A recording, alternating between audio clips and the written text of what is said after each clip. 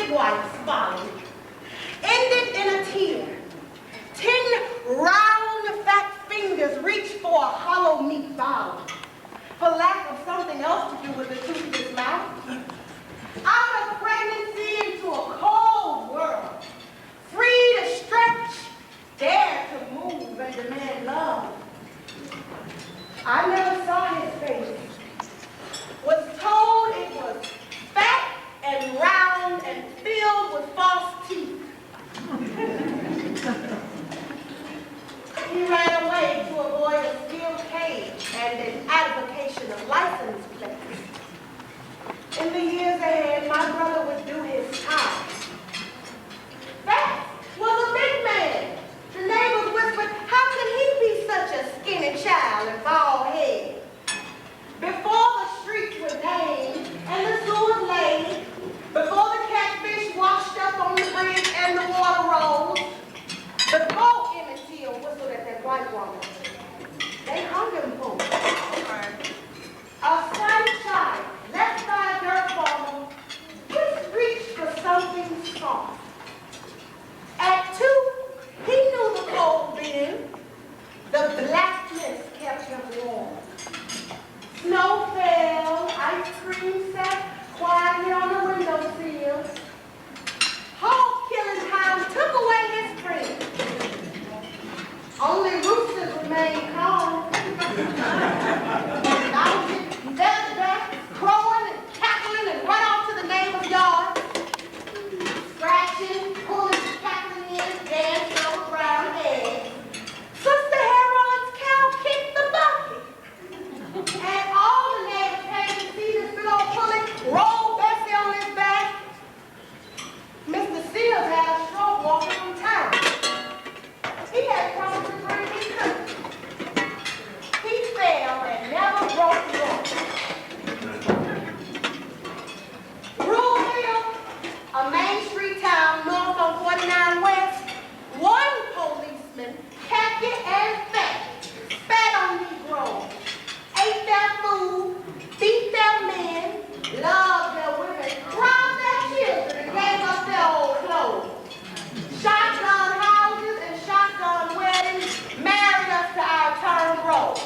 Stuffed our noses with cotton, broke our backs with hell babes, baked us browner than we were in the heat of the day. But Saturday night, on Regency Street, the pool hall filled with new, crisp, clean cotton picking money. Chicks of chocolate and blackberry juice, wall-to-wall colored people.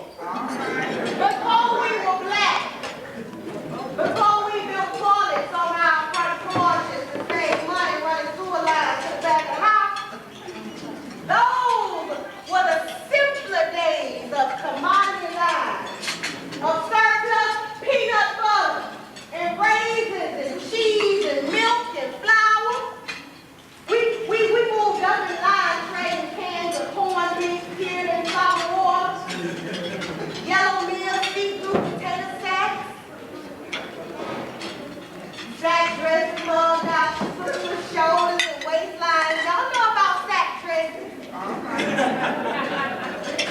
And we ran for our lives from Klansmen and tornadoes, high winds and hailstorms.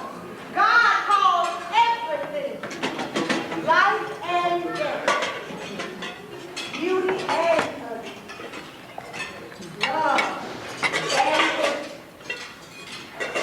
Contest whistles mark the time of the day. Crickets and church bells, whippoorwills and fireflies dance and sing. Fish frying could be smelled for miles. We wore a back door. We knew our place. It was behind the nearest white man on the back of the bus, through the kitchen, waiting to table cleaning time, for cold rolls, spatters of coffee grinds, and meat left on T-bone steaks for Negroes racing with dogs.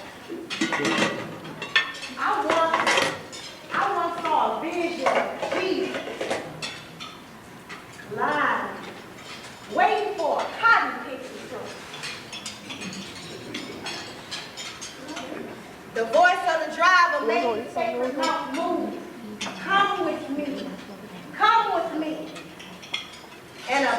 buffalo waiting to be barbecued and served.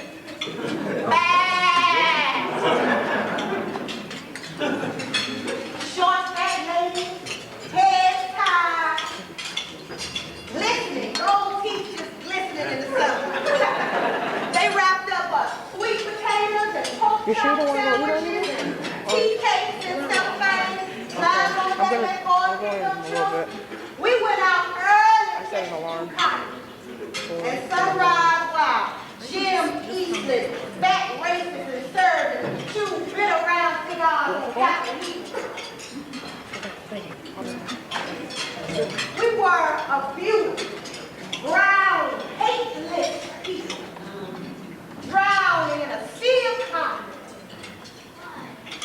living off the leftovers of bold weevils and ladybugs.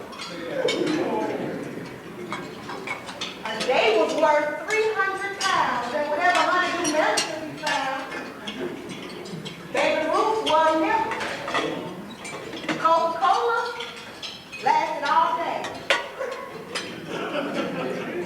These were the days that this son child knew. Burned in his eyes by the sun, chilled in his belly by hot water, etched in his soul by fear. Now, I'm talking way, way back before the memory faded into misconcepts of freedom.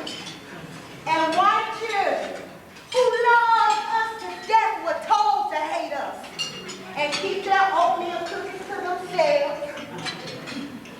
And they became crackers, and we became niggas way back.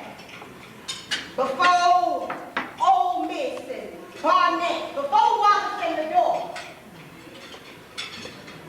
before Baby Ruth got a little too short, before Kennedy and King and Selma and Watts, a sunshine left by a dirt farmer on a road in Mississippi, just reached for something soft.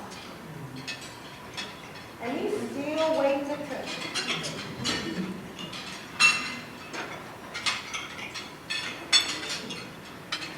Thank you.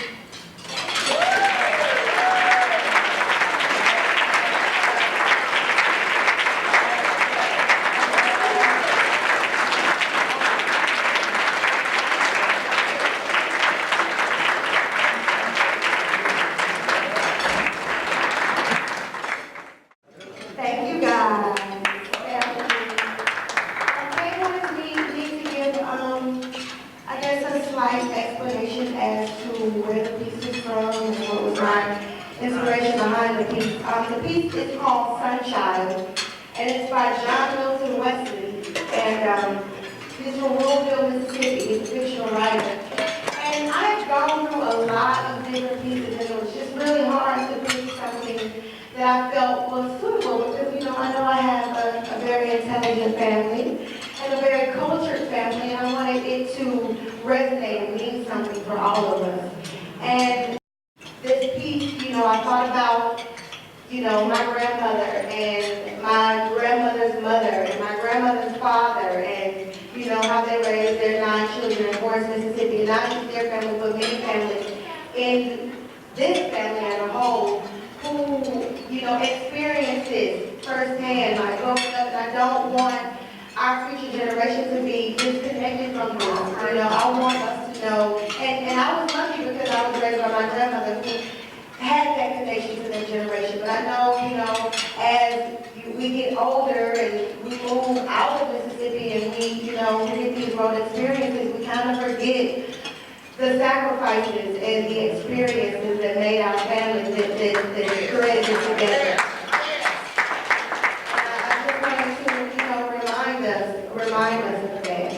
And that's why I chose this piece. And for me, this Sunchild, it's my uncles, it's my Uncle Paul, my Uncle Lawrence, my Uncle Steve, my Uncle O.T. Like, that's who the Sunchild is for me. And, this was just dedicated to, to the family, but especially to the men in our family that came up from this. And, did run away to avoid the steel cage and the application of license plates, who did experience Barnett and Old Miss and Wallace's Door, Little Rock and Selma.